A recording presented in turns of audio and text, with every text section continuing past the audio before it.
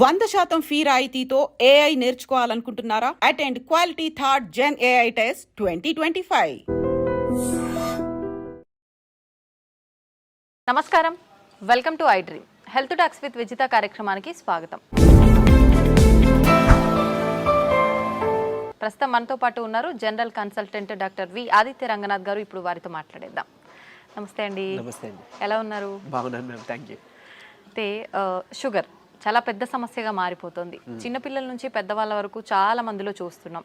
ఆహార రీత్యా కొంతమందికి వస్తే, జెనెటిక్స్ పరంగా కొంతమందికి. ఏదేమైతేనేంటి అందరిలో ఈ సమస్య అయితే ఎక్కువగా, ఇంట్లో నలుగురు ఉంటే ఇద్దరికి ఈ సమస్య చూస్తూనే ఉన్నాం.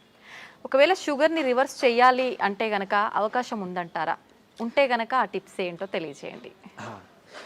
సో ఇప్పుడు డయాబెటీస్ వచ్చింది, లేకపోతే బీపీ వచ్చింది, థైరాయిడ్ వచ్చింది, లేకపోతే వాట్ ఎవర్, ఇదివరకు మనం విన్నది ఏంటి అని అంటే ఒక్కసారి వస్తే లైఫ్ లాంగ్ అది తగ్గడానికి ఆస్కారం లేదు. సో మనం ఏం చేయొచ్చు, కంట్రోల్లో పెట్టుకోవాలి.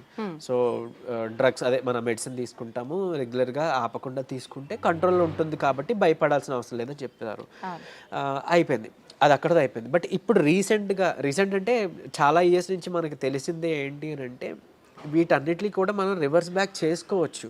కాకపోతే ఆ పద్ధతి తెలియక, చాలా మంది అవేర్నెస్ లేక ఇంకా అదే భయంతో ఇప్పటికీ ఉన్నారు. అంటే ఒక్కసారి వస్తే తగ్గదు, మనం ఖచ్చితంగా టాబ్లెట్స్ మీద బ్రతకాలి లైఫ్ లాంగ్. సగం ఆ థాటే ఇంకా అనారోగ్యం తీసుకొస్తుంది అనమాట. సో అసలైన నిజం ఏంటి అని అంటే డయాబెటీస్ని కూడా మనం రివర్స్ చేసుకోవచ్చు ఖచ్చితంగా. అంటే నేను చెప్తుంది రివర్స్ అంటే పూర్తిగా డయాబెటీస్ అసలు లేకుండానే మనం ఫర్దర్గా మనం జీవించవచ్చు, మన లైఫ్ లీడ్ చేయొచ్చు. అవకాశం ఖచ్చితంగా ఉంది. అంటే ఆరోగ్య సూత్రాలు పాటించడం వల్ల ఏంటండి మరి అవి? సో మెయిన్గా ఇప్పుడు డయాబెటీస్ రావడానికి కారణం ఒకటి ఇన్సులిన్ రెసిస్టెన్స్. సరే, ఇన్సులిన్ రెసిస్టెన్స్ అంటే ఏం లేదండి, ఇప్పుడు మనం ఎక్కువసార్లు తీసుకుంటాం, డే మొత్తంలో ఎక్కువసార్లు తినడం, లేదా ఏదైనా మధ్యలో గ్యాప్స్లో మళ్ళీ ఇప్పుడు లంచ్, డిన్నర్, పొద్దున్న బ్రేక్ఫాస్ట్కి మధ్యలో మళ్ళీ ఏదైనా టీ, ఏదో కాఫీ అలవాటు ఉంటుంది, లేదంటే ఇంకేదైనా స్నాక్స్ తింటాం. ఇలాంటి అలవాటు ఎక్కువ అయిపోయి ఏంటి అని అంటే మనం ఏది తిన్నా ఏది తాగినా, అంటే వాటర్ తప్పిస్తే మిగిలిన ఏం తీసుకున్నా మన బాడీలో ఇన్సులిన్ ప్రొడక్షన్ జరుగుతుంది. సో టైప్ 2 డయాబెటీస్ అంటాం ఏంటి, ఇన్సులిన్ ప్రొడక్షన్ ఉంటుంది మన బాడీలో, జనరేట్ అవుతుంది, కానీ ఆ కణాలు సరిగ్గా ఇన్సులిన్ని యూజ్ చేసుకోలేకపోతున్నాయి. దాన్ని టైప్ 2 డయాబెటీస్ కింద పరిగణిస్తున్నారు. ఒకవేళ ఇన్సులిన్ ప్రొడక్షనే లేదు బాడీలో, మన ప్యాంక్రియాస్ సరిగ్గా పనిచేయట్లేదు, అందులో ఐలెట్స్ ఆఫ్ లాంగర్హాన్స్ అని ఒక కణాలు ఉంటాయి, దాని నుంచే మనకి ఇన్సులిన్ వస్తుంది. సో ఇన్సులిన్ సరిగ్గా ప్రొడక్షన్ లేదు అని అంటే అది టైప్ 1 కింద మనం పరిగణిస్తున్నాం. చిన్నపిల్లల్లో కూడా టైప్ 1 అది చూడొచ్చు. సో ఇప్పుడు ఇన్సులిన్ ప్రొడక్షన్ జరిగి మనం తిన్న ప్రతిసారి మన గ్లూకోజ్ లెవెల్స్ ఏదైతే ఉందో అది మేనేజ్ చేయడానికి ఇన్సులిన్ ప్రొడక్షన్ జరిగి, అంటే స్పైక్ అయ్యి అది కంట్రోల్ తీసుకొచ్చి మళ్ళీ అది ఇన్సులిన్ తగ్గి, ఆ స్పైక్ తగ్గి మళ్ళీ మనం తింటున్నాం, మళ్ళీ పెరుగుతుంది కదా. ఇలా అస్తమానం పెరిగి తగ్గడం వల్ల మన బాడీ అలవాటు పడిపోతుంది ఆ ఇన్సులిన్, సెట్ అయిన ఇన్సులిన్ లెవెల్కి. సో ఇన్సులిన్ రెసిస్టెన్స్ వచ్చేస్తే ఏమవుద్ది, ఇదే గ్లూకోజ్ని, అంటే రోజువారీ తినే సేమ్ అదే మోతాదు ఒక గ్లూకోజ్ని మనకి ఇప్పుడు మెటబలైజ్ చేయాలి అని అంటే ఇన్సులిన్ ఈ మోతాదుకి మించి ఇంకా ఎక్స్ట్రా ప్రొడక్షన్ జరగాల్సి వస్తుంటుంది అనమాట. అంటే ఈ లెవెల్కి అది కంట్రోల్కి రావట్లేదు, దాన్నే ఇన్సులిన్ రెసిస్టెన్స్ అంటున్నాం. సో మనం చేయాల్సిన పని ఏంటి అంటే ఇన్సులిన్ రెసిస్టెంట్ తగ్గించి ఇన్సులిన్ సెన్సిటివిటీని మనం పెంచుకోవాలి ఒకటి. తర్వాత ఆహారంలో చిన్న మార్పులే, అంటే ఇప్పుడు డయాబెటీస్ మనం ఇది చేయాలి అని అంటే సరే ఏముంది రైస్ మానేయండి అని చెప్తారు, అంతే కదా, మాకు చాలా ఇబ్బంది, మేము చేయలేము అని అంటారు. అలా ఏం కాదు, కొన్ని పద్ధతులు ఉన్నాయి, నేను చెప్తాను ఇప్పుడు ఖచ్చితంగా. అది పాటిస్తే ఏకంగా డయాబెటీస్ చక్కగా కంట్రోలే కాకుండా రాబోయే రోజులు, అంటే మీకు ఫస్ట్ 3 months 4 months కంట్రోల్ తెచ్చుకుంటారు. ఆ పైనుంచి మనకి టార్గెట్ ఏంటి అని అంటే మనం వాడుతున్న మెడిసిన్ నెమ్మదిగా డోస్ తగ్గించుకోగలగాలి. అంటే తగ్గించగలగాలి అంటే ఆటోమేటిక్గా మనకి లెవెల్స్ తగ్గితే యాజ్ ఏ మీ డాక్టర్ కానీ మేము కానీ తగ్గించగలుగుతాం కదా. తగ్గించిన తర్వాత దీన్ని పూర్తిగా రివర్స్ బ్యాక్ చేసుకొని నార్మల్ లైఫ్, అంటే ఆ ఫుడ్ని తీసుకుంటూ చక్కగా మనం ఎలాంటి ట్రీట్మెంట్, అంటే ఈ డ్రగ్స్ తీసుకోకుండా ఉండడం. మళ్ళీ అది తగ్గిపోయిన తర్వాత మళ్ళీ పంచదార తినేస్తాం, మైదా పిండి తినేస్తాం, గోధుమ పిండి తినేస్తాం, లేకపోతే ప్రాసెస్డ్ ఫుడ్ తినేస్తాం. అంటే అసలు అదే మెయిన్ ప్రాబ్లం. అంటే high saturated fats, high carbohydrates ఉండడం వల్లనే మనకు వస్తుంది. ఇది వరకు వాళ్ళకి, అంటే మన పెద్దలకి అప్పట్లో ఎందుకు రాలేదంటే వాళ్ళు ఇవేం తీసుకోలేదు కాబట్టి వాళ్ళకి రాలేదు. సో మనం అది ఫుడ్డే ఇది ఫుడ్డే కదా, ఏదో నార్మల్ లైఫ్, అంటే తగ్గిన తర్వాత మళ్ళీ తినేవచ్చు అన్న వాళ్ళకి ఇది ఆన్సర్ చెప్తున్నా. సో అది కాదు, నార్మల్గా మీరు రైస్ తీసుకోవచ్చు, రైస్ పూర్తిగా మానే అవసరం లేదు, కాకపోతే రైస్తో పాటు కొన్ని తీసుకోవాల్సి ఉన్నాయి. సో చూడండి సింపుల్ టెక్నిక్, హై కార్బోహైడ్రేట్స్ తీసుకోకూడదు, హై కాంప్లెక్స్ కార్బోహైడ్రేట్స్ తీసుకోకూడదు, తర్వాత హై సాచురేటెడ్ ఫ్యాట్స్ తీసుకోకూడదు. సో ఇవి తప్పిస్తే మరి మిగిలిన ఆప్షన్ ఏంటి? కొంతమంది ఇక్కడ ఏం చేస్తారంటే కార్బోహైడ్రేట్స్ తీసుకోకూడదు అన్నారు కాబట్టి పూర్తిగా కార్బోహైడ్రేట్స్ని తగ్గించేస్తున్నారు, అంటే నో కార్బోహైడ్రేట్ ఫుడ్ అంటారు, అలా వెళ్ళిపోతున్నారు, కీటో డైట్స్ అని. అలా వద్దు. అలా అయితే ఏమవుతుందంటే మనకి ఇన్ని సంవత్సరాలు లేదా ఇన్ని జనరేషన్స్గా మనకి బాడీకి కార్బోహైడ్రేట్స్ అలవాటు, సో దాని డైజెషన్ అలవాటు. సో అక్కడ నుంచి మళ్ళీ అది బ్రేక్ డౌన్ అయ్యి గ్లూకోజ్ కింద మనకి కన్వర్ట్ అవుతుంది, మనకి శక్తిని ఇస్తుంది, బాగుంది. మీరు తినడం మానేస్తే ఒకటి మీకు కూడా బాడీకి అది కొత్తది ఏంటంటే కార్బోహైడ్రేట్స్ అసలు అది డైజెషన్ చేసే ఒక పద్ధతే మర్చిపోద్ది మన బాడీ. సో రేపు పొద్దున్న నార్మల్ సింపుల్గా కార్బోహైడ్రేట్స్ తీసుకున్నా దానికి చాలా కష్టపడాల్సి వస్తుంది. అండ్ ఈవెన్ ఒకవేళ జెనెటికల్గా నెక్స్ట్ జనరేషన్స్ పాస్ ఆన్ అయింది అనుకోండి, అది ఇంకా ఇబ్బందిగా, అంటే నార్మల్ అన్నమే మనం అరాయించుకోలేకపోవచ్చు, లేకపోతే నార్మల్ సమోసానే ఎంజాయ్ చేయలేకపోవచ్చు మనం. సో అట్లా. సో సరే ఓకే, హై కార్బ్స్ అంటే తెలుసు, ఈ రైస్ నార్మల్గా తీసుకునేవే, ఈ రైసు తర్వాత ఈ మైదా గోధుమ పిండి ఇవన్నీ తినమని చెప్తుంటారు, అంటే రైస్ని తగ్గించి మైదా గోధుమ పిండి తినమని అంటారు కదా. సో అది కూడా రిఫైన్డ్ తీసుకుంటే, పంచదార లేకపోతే గోధుమ పిండి ఇవన్నీ రిఫైన్డ్ ఫ్లోర్ బయట కొని తెచ్చుకుంటే అది కూడా మళ్ళీ మనకు ప్రాబ్లమే. సో మనం మిల్లులో వెళ్ళి ఆడించుకుందాం, అంటే డైరెక్ట్గా వెళ్ళి మనం గోధుమలు అలాగా గోధుమలు, దానికి జొన్నలు యాడ్ చేయొచ్చు, రాగులు యాడ్ చేయొచ్చు, సోళ్ళు అంటాం కదా, సో అలా రాగి మాల్ట్లో తీసుకునే రాగులు అవన్నీ యాడ్ చేసి దాంతో మనం రొట్టిలానో లేకపోతే మిల్లెట్స్ ఏమైనా దానికి యాడ్ చేసి, కినోవా ఇప్పుడు వస్తుంది, సరే అంత అఫోర్డ్ చేయలేదు అన్న వాళ్ళకి పోనీ మనకి ఏమంటారు సామెలు, అరికిలు, గంటలు అలాంటివన్నీ తక్కువ రేట్కే వస్తుంటాయి కదా, అలాంటివి ఇంక్లూడ్ చేసుకోవచ్చు. పూర్తిగా రైస్ మానేమని నేను చెప్పట్లేదు, రైస్తో పాటు ఇది తీసుకోండి. సరే ఇదంతా కాదులేండి, ఓన్లీ రైస్ నాకు కర్రీ మాత్రం అలవాటు ఉంది, పోనీ ఇంకేదైనా సింపుల్గా చెప్పండి అని అంటే ఉంది ఒక పద్ధతి. మనకి ఇప్పుడు ఇన్సులిన్ రెసిస్టెన్స్ అని మాట్లాడుకున్నామే, HbA1c మీ అందరికీ తెలుసు, 3 నెలల యావరేజ్ తీస్తే మనకి ఎంత ఉంది అనే దాని మీద మన డయాబెటీస్ ఉందా లేదా, కంట్రోల్లో ఉందా లేదా అని తెలుస్తుంది.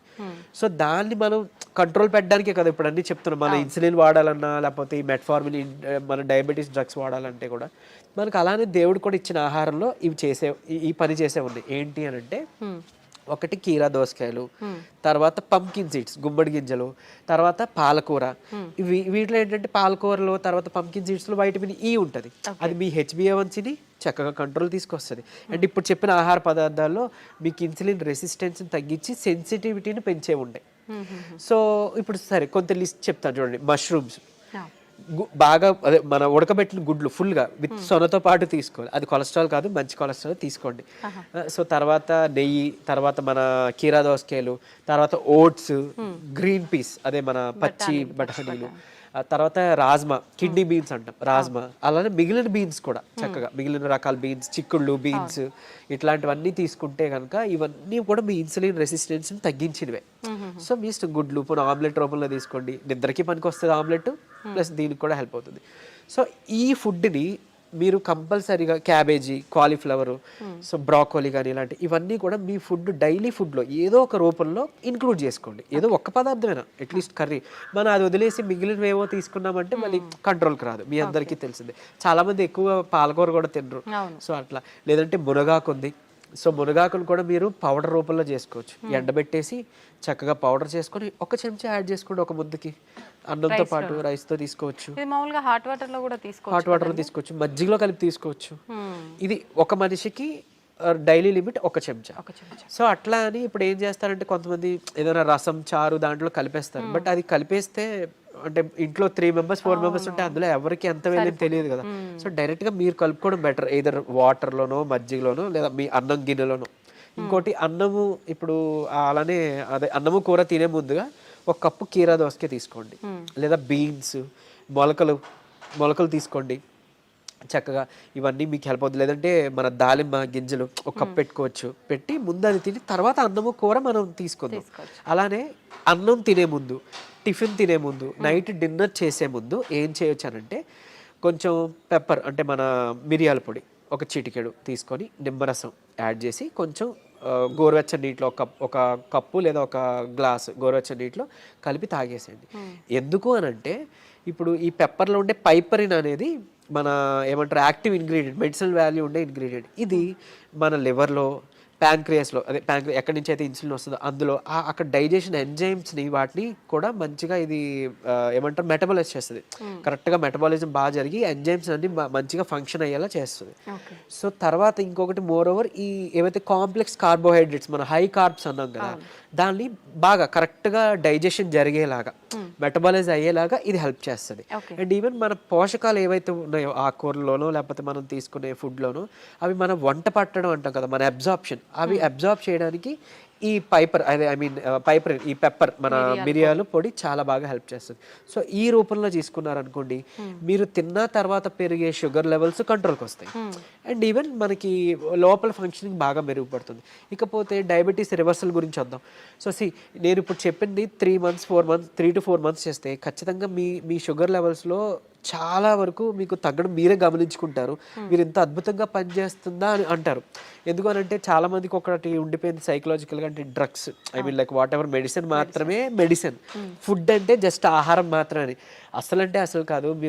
మీకు గుర్తుంటుంటే ఎప్పుడైనా మీ నాన్నమ్మలు అమ్మమ్మలు మీకు ఎప్పుడైనా పొట్టనొప్పి వచ్చింది అని అంటే ఏదైనా వాము కొంచెం సాల్ట్ కలిపిస్తే వెంటనే తగ్గడం మనం గమనించి ఉంటాం. లేదంటే మెంతులు మింగేసి తాగేయండి వాటర్ అంటాం. అవన్నీ ఎందుకు పనిచేస్తున్నాయి? ఇప్పుడు యాంటాసిడ్స్ ఏవో వెళ్ళి పరగడుపున మాత్రలు మనం పైకి వెళ్ళి తెచ్చుకొని వేసుకుంటున్నాం. అవేం అవసరం లేకుండా వాళ్ళు బతికారు కదా. ఎలా బతికారు? ఇలానే ఇవన్నీ ఫుడ్డే మెడిసిన్. ఎగ్జాక్ట్లీ మనకి ఏదైనా అనారోగ్యం వస్తుంటే మెడికల్ షాప్ కి మనం బయటకు వెళ్ళొద్దు, మన కిచెన్ లోకి వెళ్ళాలన్నమాట. యాక్చువల్గా పోపుల డబ్బాలే మనకి డ్రగ్ ఇది అన్నట్లు స్టోర్ అన్నట్టు. సో ఖచ్చితంగా ఇది వర్క్ అవుతుంది.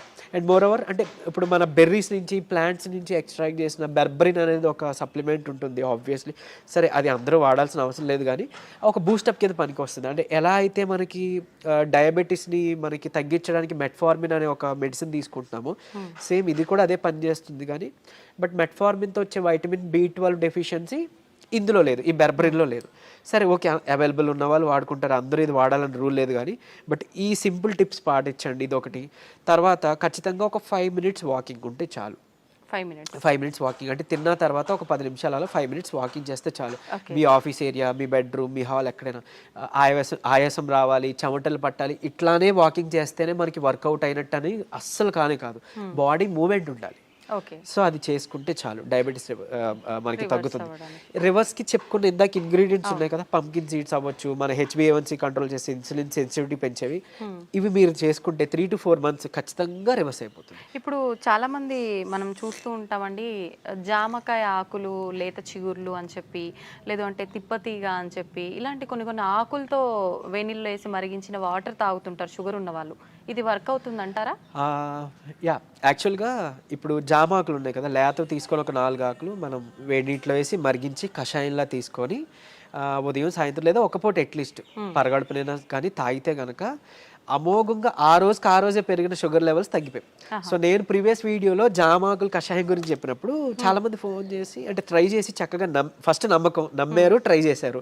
చేసి ఒక 2 daysలో వాళ్ళు ఫోన్ చేసి సార్ అంటే మాకు 1 day 2 dayలోనే ఇంత బాగా పనిచేస్తుంది, కంటిన్యూ చేయొచ్చు అంటారా, ఎక్కువ కాలం అన్నారు. బేసిక్గా చేయొచ్చండి, చేసుకోండి అని చెప్పారు. సో ఈవెన్ అది వాళ్ళకి ఏంటంటే డయాబెటీస్ ఎక్కువ, షుగర్ లెవెల్స్ ఎక్కువ ఉండడం వల్ల కొంతమందికి నిస్సత్వ నీరసంగా ఉంటుంది కదా, దాన్ని కూడా ఇది మనకి జామాకులు బాగా హెల్ప్ అవుతుంది. జామకాయ తినొచ్చు, బొప్పాయి తినొచ్చు, అట్లనే జామాకులు కషాయం బాగా హెల్ప్ అవుతుంది, తీసుకోవచ్చు. తిప్పతీగ కూడా తీసుకోవచ్చు. బట్ తిప్పతీగ చాలా మంది తెలియక కోవిడ్ టైంలో అంటే ఇప్పుడు వైరస్ నుంచి బయటపడాలని తెలియక చాలా మంది ఓవర్ డోసెస్లో తీసుకుని విత్ ఇన్ 15 daysలో వాళ్ళ లివర్ మొత్తం డ్యామేజ్ అయ్యి ఎమర్జెన్సీ వార్డులో అడ్మిట్ అవ్వడం, చనిపోవడం జరిగింది.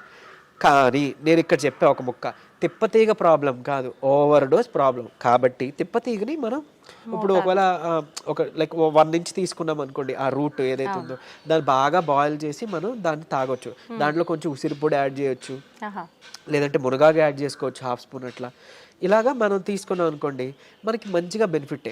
ఇప్పుడు అలాగని ఏంటి ఫ్లాక్ సీడ్స్ ఉన్నాయి, అవిసె గింజలు ఉన్నాయి. అవిసె గింజలు మనకి కొలెస్ట్రాల్ తగ్గిస్తుంటుంది, డయాబెటీస్ని రివర్స్ చేస్తుంది బాగా. అంటే ఒక 2 చెంచాలు మనం పౌడర్ లాగా తయారు చేసుకొని మనం ఫ్లాక్ సీడ్స్ తీసుకుంటే, ఇదే ఫ్లాక్ సీడ్స్ గురించి ఒక పేపర్లో ఒక ఆర్టికల్ వచ్చింది. ఏంటి ఫ్లాక్ సీడ్స్ తీసుకోకూడదు, లివర్కి మంచిది కాదు, లేకపోతే ఇంకోటి ఏదో అని.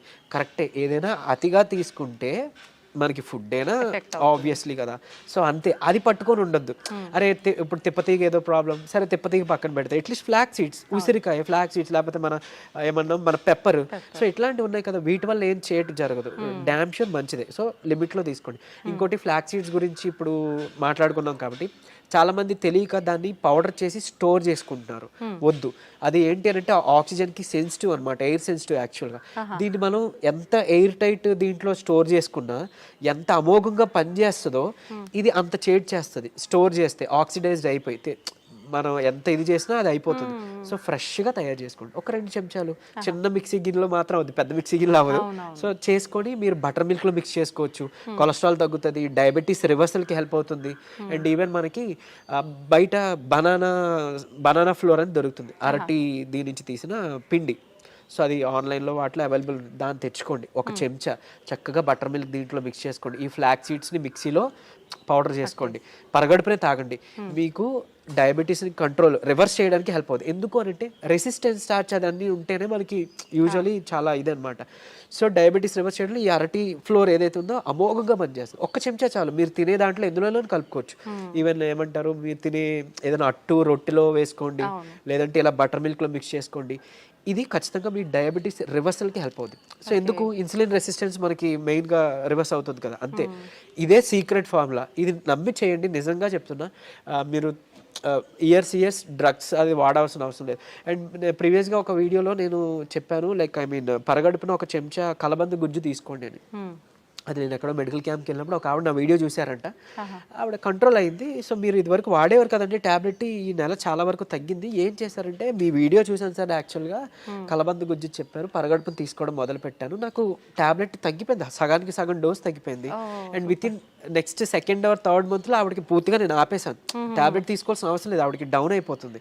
సో అంత బాగా పనిచేస్తాయి మనకి దేవుడు ఇచ్చిన ఇవన్నీ మెడిసిన్సే. సో ఇందులో చెప్పింది ఏదైనా వాడుకోండి. మీకు ఏం పని చేసిందో కమెంట్లో చెప్పండి.